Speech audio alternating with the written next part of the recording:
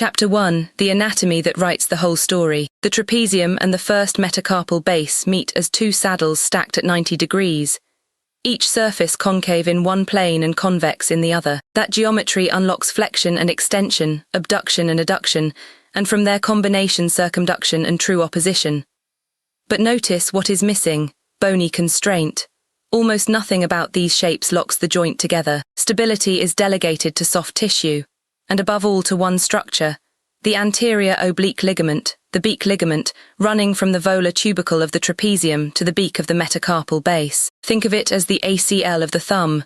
Now load the system. Pinch multiplies force through the thumb's lever, and contact stress at this small joint can reach 120 kilograms per square centimeter. When the beak ligament attenuates, the metacarpal base escapes dorsally and radially, and the degenerative cascade begins. Here is that ligament system on a model and in cadaveric dissection. On the volar side sits the beak ligament with the volar ligament complex, the primary restraint against dorsoradial escape, and the structure whose attenuation is the first pathological event. On the dorsal side, the dorsoradial and posterior oblique ligaments back it up. The division of labor is the teaching point. The volar beak ligament fails first and starts the disease.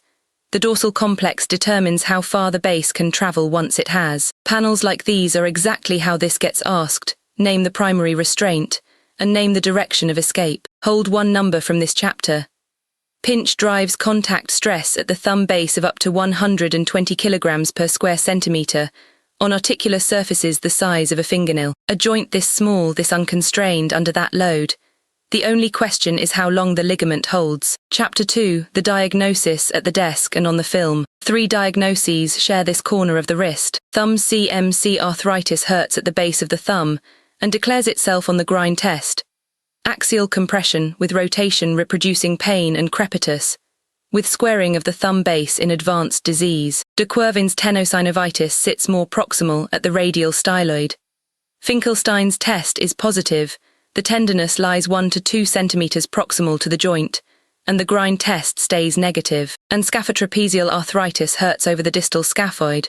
Remember it, because STT involvement alongside CMC disease is exactly what defines Eaton stage 4. Imaging starts with a view many people never order, Robert's view. Forearm fully pronated, thumb extended on the plate, and the beam sees the trapeziometacarpal joint face on. A true AP of the thumb base, with the joint space, the osteophytes and any dorsoradial subluxation laid out without overlap. Standard hand films understate this joint. If the story says thumb base and the routine views look unremarkable, this is the film to ask for, and it is the view the Eaton and Littler stages are read on. Chapter 3. Eaton and Littler's 4 stages, and why stage 4 changes the operation. 4 films, 4 stages, left to right, the panels are lettered at a D. Read them as 1 to 4. Stage 1, joint contours are normal, and the space may even look slightly widened by synovitis. The radiograph can be almost innocent. Stage 2, the space narrows and small osteophytes appear under 2 millimeters. Stage 3, marked narrowing, osteophytes beyond 2 millimeters, subchondral cysts and sclerosis, the classic surgical stage. Stage 4, the arthritis has spread beyond the thumb base into the scaphotrapezial articulation, pantrapezial disease. 1 classification, 1 film, and the whole management conversation hangs on it. Now map the stages to decisions. Stage 1, synovitis with normal contours, conservative care. A thumb spica splint, activity modification, anti-inflammatories, and a corticosteroid injection that is both diagnostic and therapeutic. Stage 2, early narrowing. The same conservative ladder given a proper 3 to 6 month trial. Most patients settle. Stage 3, established arthritis. This is the surgical candidate, and the default operation is trapeziectomy, with or without ligament reconstruction. Stage 4, pantrapezial disease. The scaphotrapezial joint is involved, so the operation must deal with that joint as well, and trapeziectomy conveniently removes one side of it. If you keep one staging fact, keep this. Stage 4 is defined by scaphotrapezial trapezid involvement, pantrapezial disease. The operation has to address that joint as well, which is why the stage is read before any incision is planned. Chapter 4, treatment and an evidence story with a twist. The decision tree. Everyone earns a genuine conservative trial first, 3 to 6 months of splinting, activity modification, anti-inflammatories and a steroid injection. Most patients settle and never need more. When stage 3 or 4 disease has failed that trial, surgery, and the workhorse is trapeziectomy, alone or with ligament reconstruction and tendon interposition. For the selected young, high-demand manual worker who values pinch strength over motion, carpometacarpal arthrodesis trades movement for power, with explicit counseling about its higher complication and non-union burden. Implant arthroplasty exists and is improving, but still carries higher revision rates. Now the twist that examiners love. Across trials and reviews, no procedure has been shown superior to any other, and the most durable finding in this literature is negative.